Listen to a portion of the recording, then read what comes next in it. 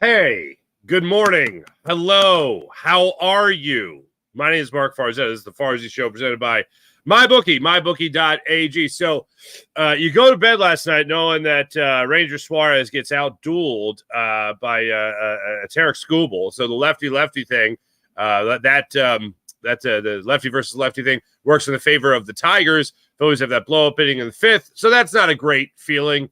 Not at all.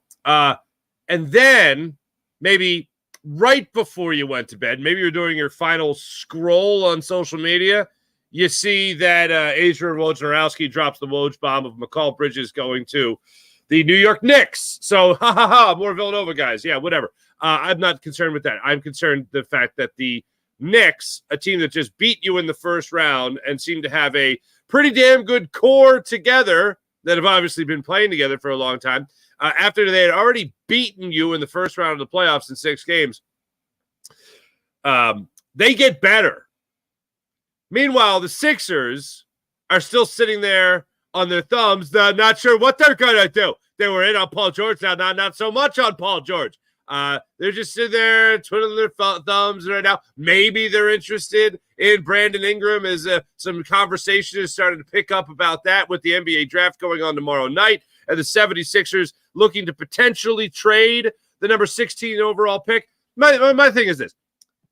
I honestly, if it's up to me, I don't want the Sixers drafting at 16. I want them using that pick to get somebody who's a bit of a proven commodity and get them in Philadelphia right now, whether that's Brandon Ingram or whoever, whether that's Brandon Ingram, whether that's Zach LaVine, whether that was Paul George, whether that was Jimmy Butler, whoever. I want them to make sure they're using that pick to get somebody that's going to help them right now. Not, oh, well, this is a number 16. It's a little bit of a project, whatever. Sixers continue to just sit there, and now the Knicks are better. And the Sixers we don't know where the Sixers are going to be. That's what I went to bed to last night. And what I woke up to was Keith Pompey's article on Inquirer.com saying how the Sixers were, quote, in a long retooling process. Okay, maybe he didn't use the word process, but basically that's what comes to mind there. But he did use the words long retool. I said this the other day, but do people realize that like Sam Hinkie would have traded Joel Embiid like maybe 2 years ago, maybe a year ago?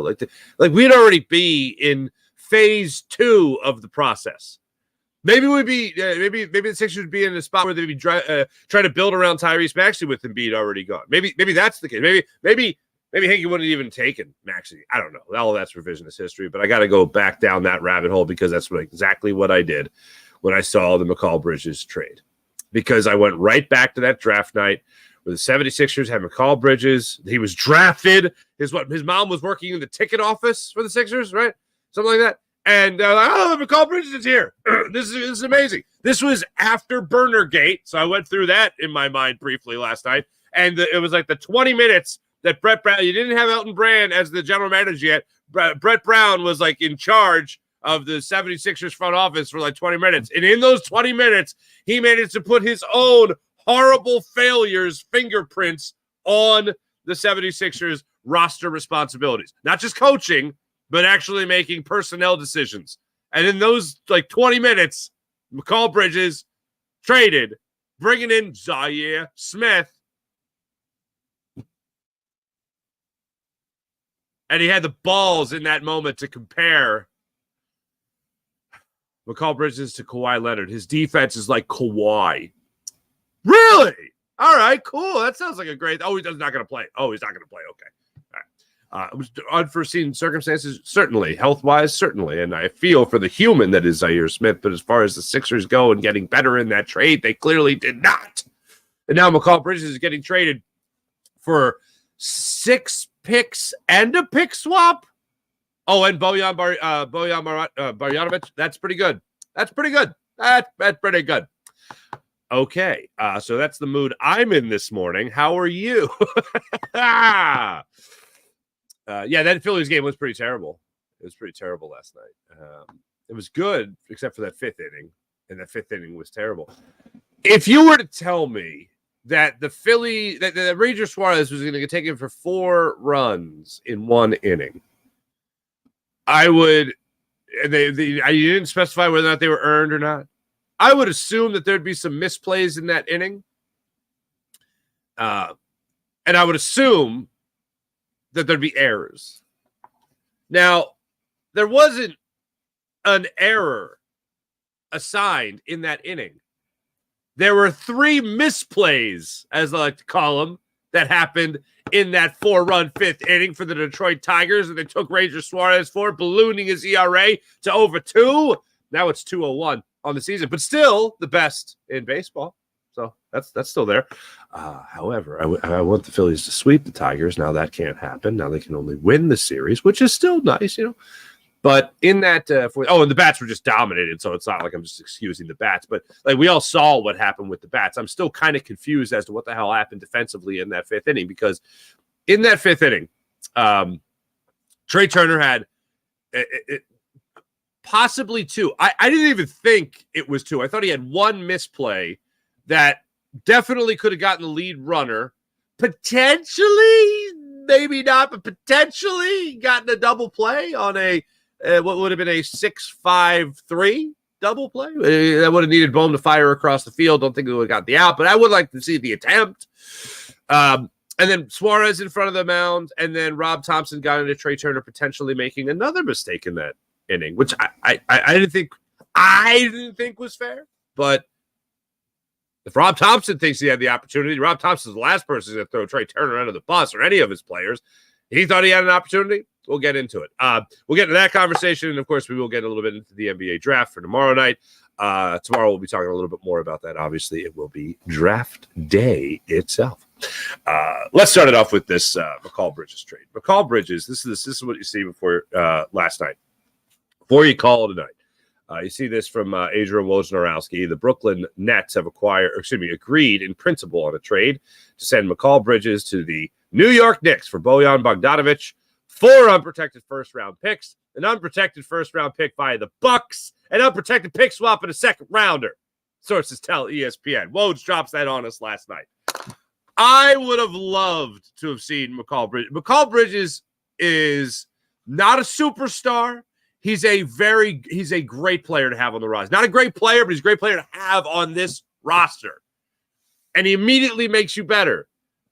And we're still talking about what could have been if he was here in Philadelphia. If he was never traded for Zaire Smith. If Brett Brown never pulled the trigger on that deal. I still don't understand why he pulled the trigger on that deal.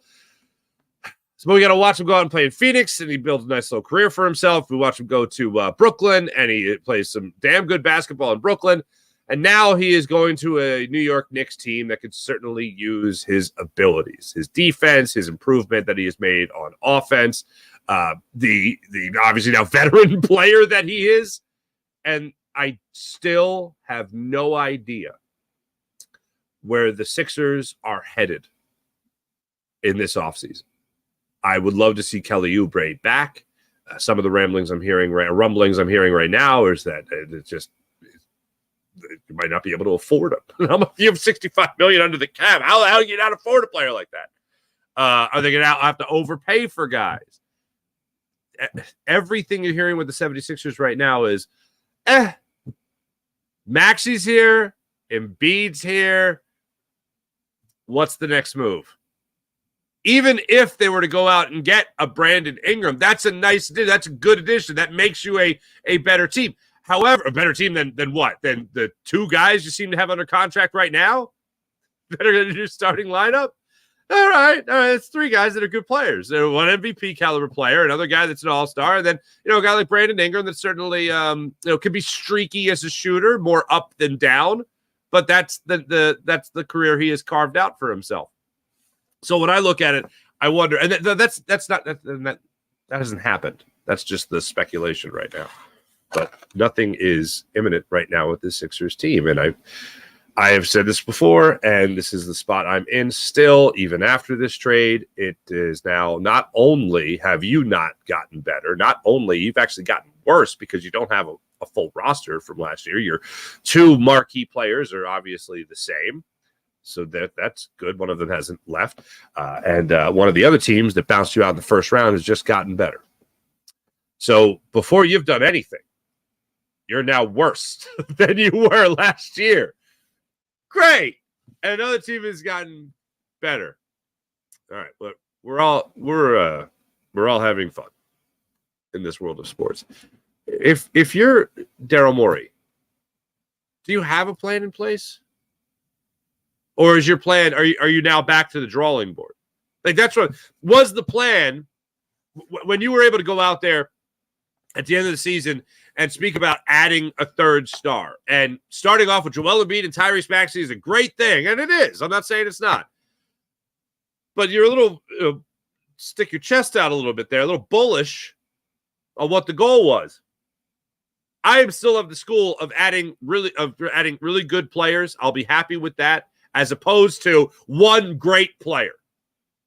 I think they needed this roster rounded out. If you're telling me they're coming out of this offseason with a really good backup center and 4 or 5 really good role players on this team, I'm still feeling pretty good about them. Would I like to see them add a star that I can have a lot of confidence in, is going to come in and have a career year? Oh, of course, I'd love to see that. Absolutely. I just don't know how they do that. If Jimmy Butler wants to go back to Miami, and if Paul George is like, nah, actually, I'm good on that. And now the Knicks are able to make a trade for McCall Bridges, and Brandon Ingram doesn't come to Philadelphia to help them maybe get a better version of Buddy Hield, okay, essentially. I don't know where they go from here. If Zach LaVine deal isn't in place, I don't know where they go from here. And the thing is, I don't think Daryl Morey knows where they go from here. That's the real kick in the ass of all of this, is you had a guy a couple months ago, a month and a half ago, go up at the podium and be like, oh, we want to add star players. We want to add a star player. We got to add that third star. We get that star player. We want to add that wing. We want to add that star wing. And now it's like, well, who is that guy? Because since the Paul George talk, it's like, we don't really know who that guy is. This isn't as much fun an offseason as I wanted to have going into the draft, which is just a day away. But yet, here we are. They do need, without question, that wing player on this team. They do need, without question, a very good backup center that is arguably a starting center, i.e. Andre Drummond, that the Sixers had just a couple of years ago. That's what they need right now. And I don't know the direction they go in order to get it. And what's really unfortunate is that the Sixers seem to not have that idea either. I would love some glimmer of hope, and we just haven't gotten that yet for the 76ers squad. Just haven't gotten it yet. Now, if you're telling me it is going to be Ingram, obviously I look forward to the shooting, and I look forward to the fact that he's got a wide array of experience. There's the history of being the second pick after Ben Simmons in that draft. I don't know, some people, and I'm not saying I was right or anything like that, because bottom line was I wanted Ben Simmons. But I remember asking the question, oh, maybe Brandon Ingram's the way to go, because I'm already scarred from Evan Turner never learning how to shoot. And everyone told me, oh, no, this guy, he's going to learn how to shoot. He just needs to learn how to shoot once he gets to the NBA. And then, Ben Simmons comes along, and I'm watching him at LSU, and I'm watching him look like he doesn't give a damn about playing basketball, really. Honestly, that was my takeaway then. I remember, I think it was a game against like Texas A&M or something. And he just didn't look into, like, he just looked like he was in a play.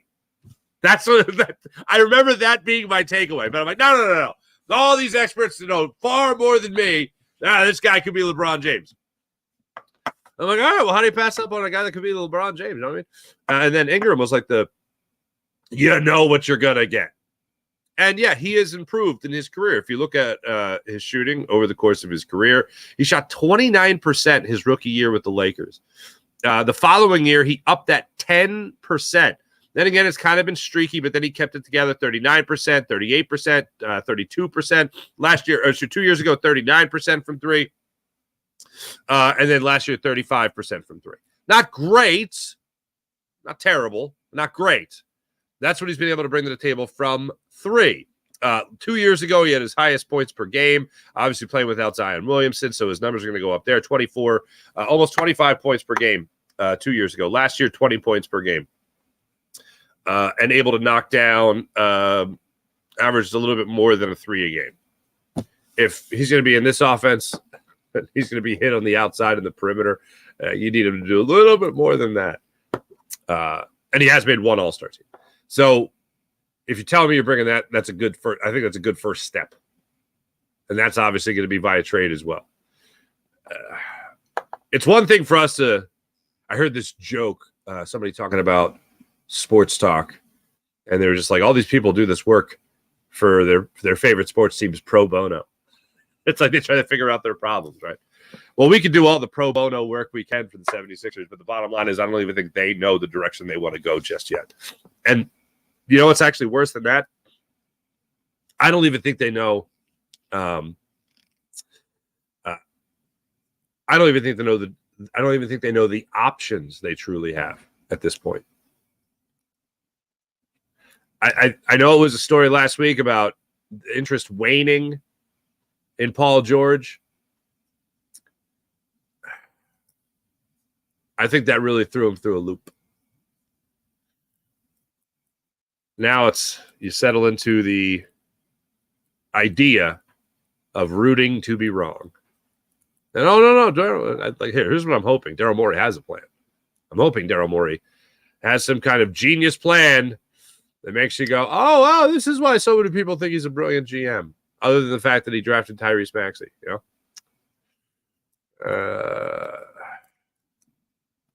And then I saw this morning, as I mentioned, the Keith Pompey story about how this 76ers team is in a long retooling. All this, even if you go out and you get an impact player, a real impact player, one is clearly the number 3, possibly even number 2 on this team behind Joel Embiid, number 1, and Tyrese Maxey, and competing with Maxey to be the number 2 on this team, whatever. Even if you do get that, the bottom line is you can't trust Joel Embiid to be 100% in the playoffs. And when you don't have a trust with your best player, you kind of feel like everything's already shot to hell. Like, I was thinking about this. Like, I really can't remember a time where I thought a team had promise, but I couldn't trust the star. Like, I was thinking, okay, let's just look at 2 teams that have won a championship. The Phillies, when they won in 08, I know it's a million years ago to some people, but when they won in 08, they had just made the playoffs the previous year. Chase Utley, Ryan Howard, Jimmy Rollins. Rollins already won an MVP. Howard won an MVP. Utley was certainly very much Chase Utley. You had Cole Hamels. Like, you had guys that you thought promise. And then they go and win you a World Series early on in their careers. They win you a World Series. There's no better trust factor than, oh, yeah, of course they could do it. They've already done it, you know? And then, of course, they just continued to regress. But in terms of going into seasons, like, even when they got bounced out of the first round of the playoffs, you still felt like, oh, this team could do it. They've done it. Cole Hamels has done it. You know what I mean? So there was a trust factor right there that they had done it early in their careers. Joel Embiid, 76ers, you don't have that trust because they've not done it early in their careers. They've only disappointed early in their career. When they won the World Series, when they won the Super Bowl, I know that it was the year that you had your starting quarterback go down, the MVP of the league go down. But I remember looking back on that season, and even though they hadn't done it, and even though like Doug Peterson was the head coach, he was an unproven commodity. When Wentz went down in LA, my thought that day was not that the Eagles were done, that they weren't going to win. I thought they could at least get back. I thought they could at least get to a Super Bowl. They were born on third base. You know that phrase? Complaining that we're taking credit because they're born on third base. You know what I mean? With no outs. I remember thinking that Eagles defense was good enough, and I think Nick Foles, all he had to do was not turn the football over, and they were going to the number 1 seed. They do that. They play 2 playoff games. Bang, they're in the Super Bowl. That could happen. There was a trust factor because I had seen that defense play all year, and I felt like they could get something done. All you had to do was manage games for the quarterback. They had a great run game, obviously. They had a great offensive line, obviously. I had a lot of confidence that team could do it. I don't have confidence that this 76ers team can do it because you can't trust your stars, or you can't trust your star, your superstar, your one superstar on this team. You can't trust. So when we get into the weeds and talk about all the stuff that could go on in the offseason and all the names that could be acquired, whether it was Paul George, whether it was Zach LaVine, whether it's Brandon Ingram, whether it's Jimmy Butler, whoever it might be, does it really matter if you don't trust your superstar? And look, I have come around on it. I've said this many times. This past off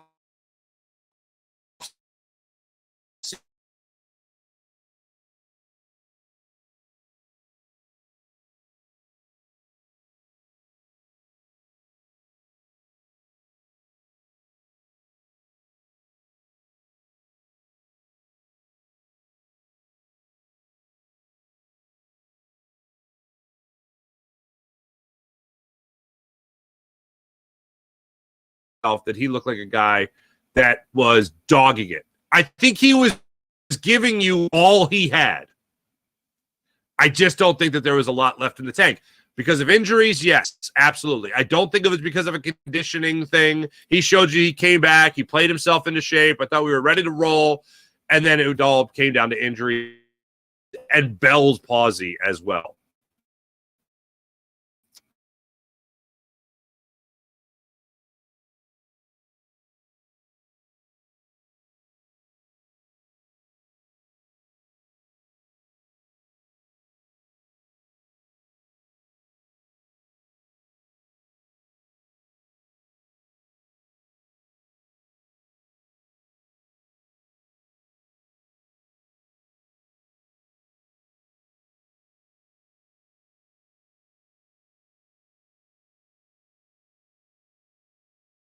Is any of it going to matter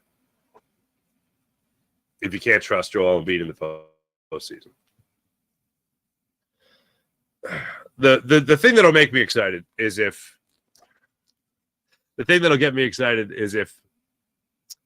the Sixers do go out there and they get an Andre Drummond, or they go out there and they get Lauri Markkanen or something like that can come in here and be that player you can rely on in the absence of Joel Embiid.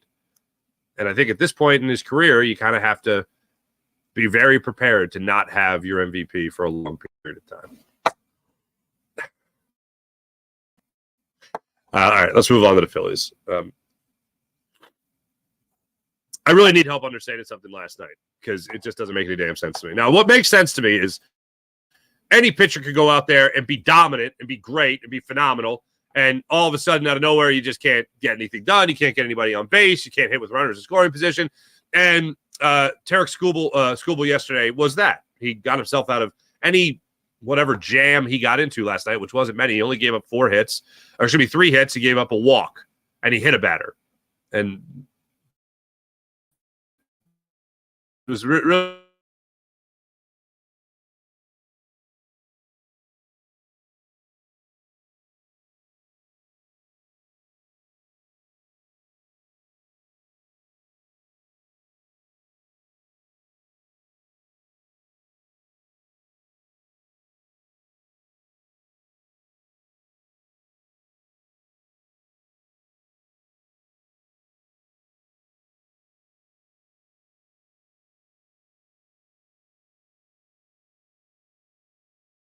be okay from being hit by the pitch.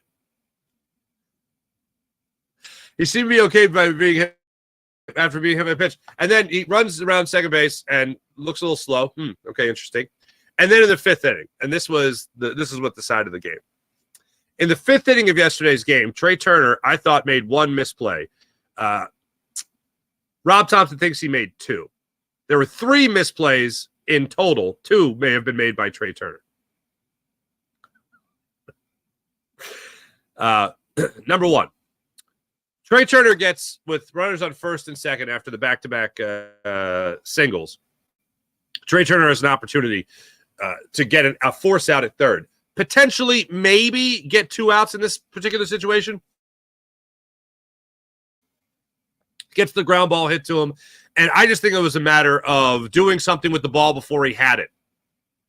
Similar to how we talk about a receiver in football dropping a ball because he ran before he made the catch. He didn't secure it. He didn't look it in, right? Well, last night, 5th inning, Veerling hits the, Kreidler hits the grounder to short. Bohm goes to third to cover with Malloy in pursuit of the third base bag, and Turner lets it hit off the heel of his mitt. Could have had a force out, could have had the lead runner out, could have maybe turned a double play, but I think the ball was hit a little too slow. So worst case scenario, he makes that play. You have runners on and second with 1 out. So now Ranger Suarez could at least see his way out of the damage by getting a double play in the next at bat.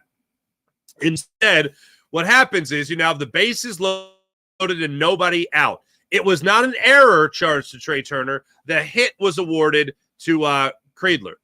So now you have a situation with Matt Veerling step up to the plate. Matt Veerling hits a grounder up the middle that Trey Turner crosses in front of second base, makes the play, runs, scores, fires to first, and gets the first out of the inning that way.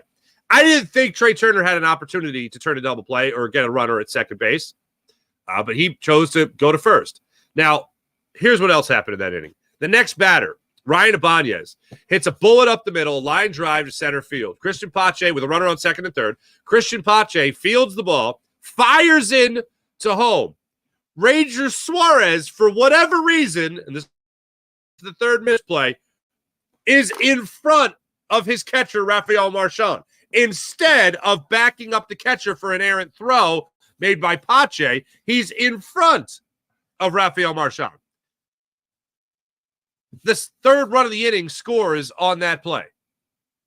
Ranger Suarez cut the ball off when they had an opportunity for a play at the plate.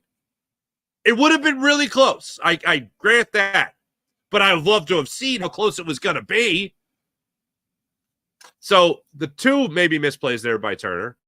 Definitely one. And then also the misplay by Suarez himself, who cost him his own ERA a run. And then Green stepped up and hit the RBI triple into the right field corner, made it a 4-0 game. If you were to tell me that Ranger Suarez was going to take it for 4 runs in 1 inning, I'm saying, where are the errors? Where are the misplays? 3 misplays. No errors. I'm still shocked that Trey Turner got charged, or didn't get charged for an error.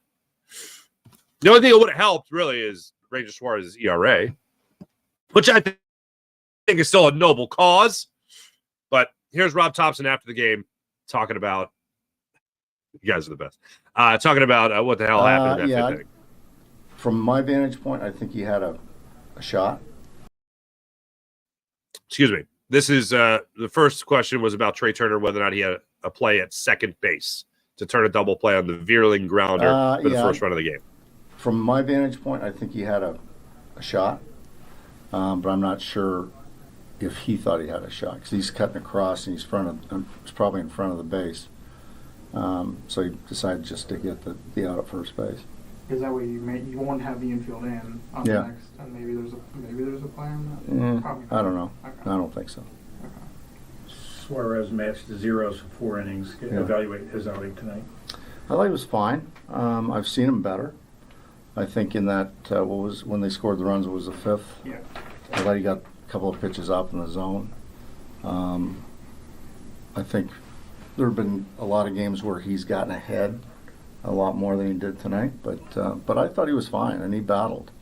There wasn't a whole lot of hard contact out there, so I thought he was good. He's definitely right. I mean, you look at that inning, you had the triple and you had the 2-run single to center field. Those 2 were hit pretty well. Other than that, there were 2 ground balls hit that should have been outs. I mean, those are 2 outs that your pitcher tried to get you before the 2-run single, and nobody was there to help. They made the job a lot more difficult for Ranger Suarez. Hey, look, either way, that's going to be, even if they scratch out a couple of runs there, that's the difference in the game. I mean, your offense can only score 1 run last night, and it came in the 9th inning on Bryce Harper's 20th home run of the season. So good for Bryce. He gets another home run, keeps swinging a hot bat. He had 2 of the Phillies' 4 hits in the game. And offensively speaking, if Trey Turner's not okay, and I'm not talking about getting hit by the pitch, I'm not talking about that, but if Trey Turner's not okay, why is he playing in last night's game? If Trey Turner's only at 85, 90% with the hamstring coming back from that, why is he playing? If you're going to give anybody a day off, it should be Trey Turner. Bryson Stott got a pinch hit at bat later in the game after the lefty was out. Bryson Stott has hit better against lefties this year. Can we stop with this he sits against lefties? And I know that it's a perfect setup for Trey Turner to face the lefty, but if Trey Turner's not 100%, if the X factor here is that Trey Turner is not 100%, you're going to give anybody in the infield a day off, maybe it should be Trey Turner. Maybe it should be Trey Turner. After this game today, 1:10 start time, Spencer Turnbull on the hill. You got the Marlins for 4. And then you're going to have a tough run of things. You got the Braves, you got the Cubs coming up, you got the Braves coming up, you got the Dodgers coming up, all before the All-Star break. Those are 9 games right there that are really going to let you know. I mean, look, the Orioles series, the Phillies ran into a buzzsaw the last 2 games of that series. And that buzzsaw's name was really Anthony Santander. It's not going to get much easier against the Cubs. It's not going to get any easier against the Braves. And it's certainly not going to get any easier against the Dodgers. And these are all teams in the National League that you're going to be competing with at some point, possibly in the playoffs, to get to a World Series where you might face the Baltimore Orioles. For me, making sure Trey Turner is 100% healthy should be a huge priority. And also hoping you get JT Realmuto back maybe a little bit before the end of the unofficial first half of the season prior to the All-Star break. That's what I'm looking for. That's what I'm waiting for. That's what I'm hoping for. Before I get into the chat check, let me tell you guys about the wonderful people at MyBookie, mybookie.ag. MyBookie has all they have to offer when it comes to all the great bets you can make on the world of baseball, women's basketball. You can bet on just about anything at MyBookie, mybookie.ag. You can even bet on the world of politics. You can bet on the world of television at MyBookie, mybookie.ag. So download the app, create an account, use promo code FARZI, and get up to $1,000 redeemable cash bonus at MyBookie, mybookie.ag. How about the Game Time app? Download the Game Time app to your phone, create an account, use promo code FARZI, get $20 off your first purchase. If you're going to the Marlins series, for instance, you want $20 off your first purchase on the Game Time app. Download the Game Time app, use promo code FARZI, and that's how you work that right there. Also, here's what you can do. This is great. You get the Game Time guarantee, which means if you find tickets in the same section, same row for less money elsewhere, Game Time will refund your account 110% of the difference. That's the Game Time guarantee. You see your seat with a beautiful panoramic view before you buy it. So you can handle that right now on the Game Time app. Download the Game Time app to your phone. Create an account. Use promo code $20 off your first purchase. How about the incredible people at PHL Sports Station, Philadelphia Sports Station, enhancing your Philadelphia sports fan experience across all city and blogs. That's PHLSportsNation.com. And, of course, our friend Brett at Sky Motorcars, SkyMotorcars.com. Seeing some takes pop up here. This is an interesting one from David Murphy of The Inquirer. Bridges trade should totally change the Sixers' philosophy, absent Paul George, or a deal for someone like Markkanen. They don't have the framework to catch the Celtics or the Knicks. Prioritize younger value free agents who could develop positive trade value to start building.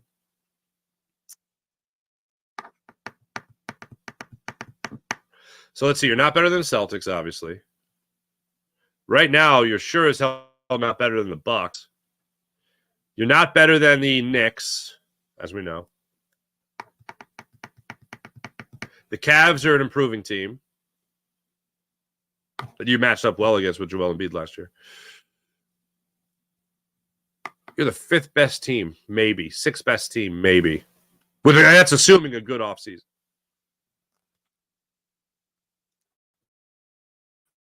and Joel isn't getting any younger. A banged up Joel Embiid isn't getting any younger. Yeah, if you're kidding yourself if you don't think that Sam Hinkie would have traded Joel Embiid by now. I know I said that to I supported the process. You guys know this, but every time I bring it up, I got to say it. I supported the process. I gave it 3 years. That was my version of the process. After that, you better start winning. I'm not sacrificing 3 years of my basketball team trying to win. So I was never really a Hinkieite, but I believed in what he was trying to do, and I was tired of the purgatory. We all know what happened. League got involved, all this stuff. So here's where I'm at. As much as I don't want to do this, like, you're not better than any of these teams. You have a lot of cash, but apparently nobody wants to play with you. So what good is it?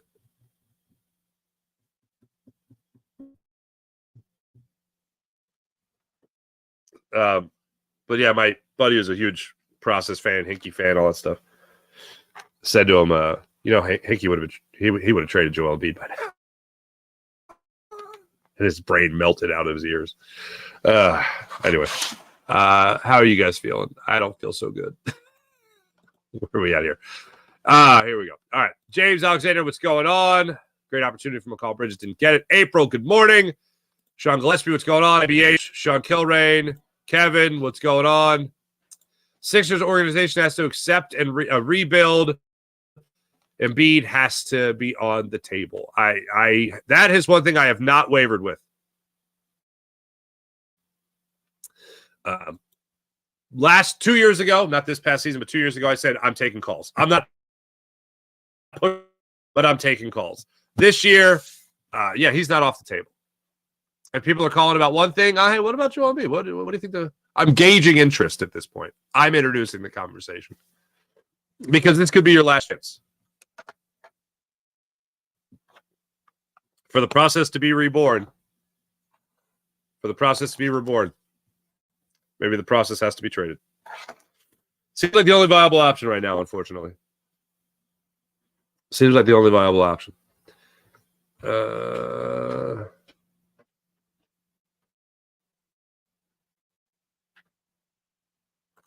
Sean Kilrain, Phillies have faced more left-handed starting pitching than any team in baseball. Coincidence? Hardly. And although they're 19-14 in games started by lefties, the question remains, do the Phillies need another right-handed bat? And if so, who are we getting? I wish I knew. I wish I knew.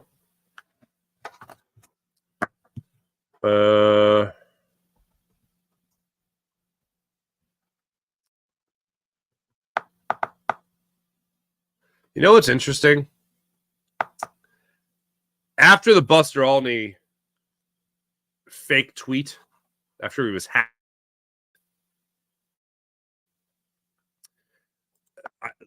Luis Robert Jr. has gotten a lot more steam. I've seen whether it's ESPN writing the story, which is hilarious. Fans Cited, I think, had a story. Fox Sports might have had a story. Maybe it was CBS. But it seems to be like the number one name linked to the Phillies. And I'm all for it. I know the injury history is there, but damn, that talent is so damn good. And he's young.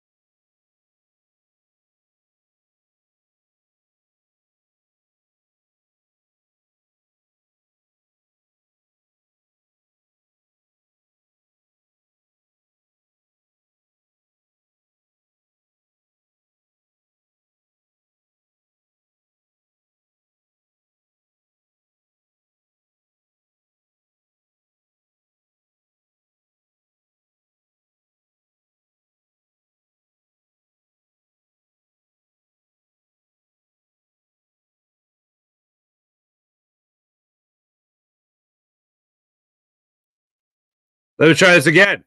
Should we try this again?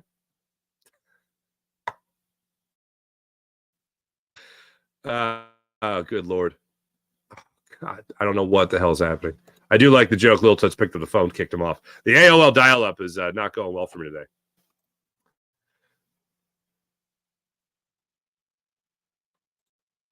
Ray, what's going on? Who in their right mind would want to come and play for this Pope show? Thank you, Ray.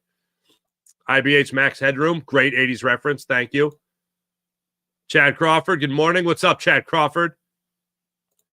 April, yesterday was Jersey Day at work. We're Utley. Had some guy try to give me a hard time.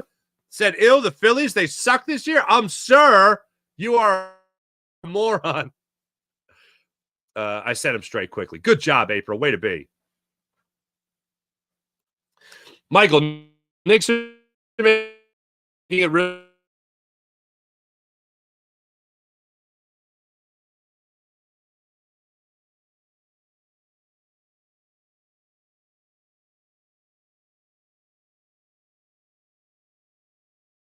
I think my whole system needs to be rebooted, unfortunately. There's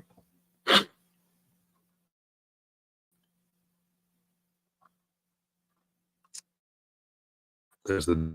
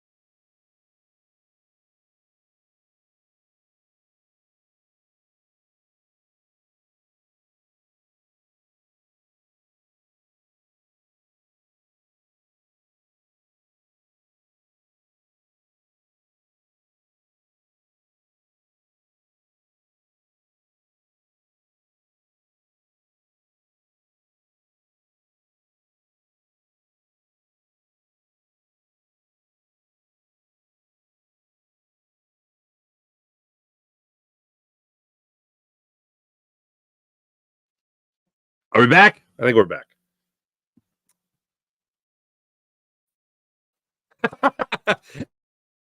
Bro, your Sixers, your system needs a reboot like the Sixers. Yeah.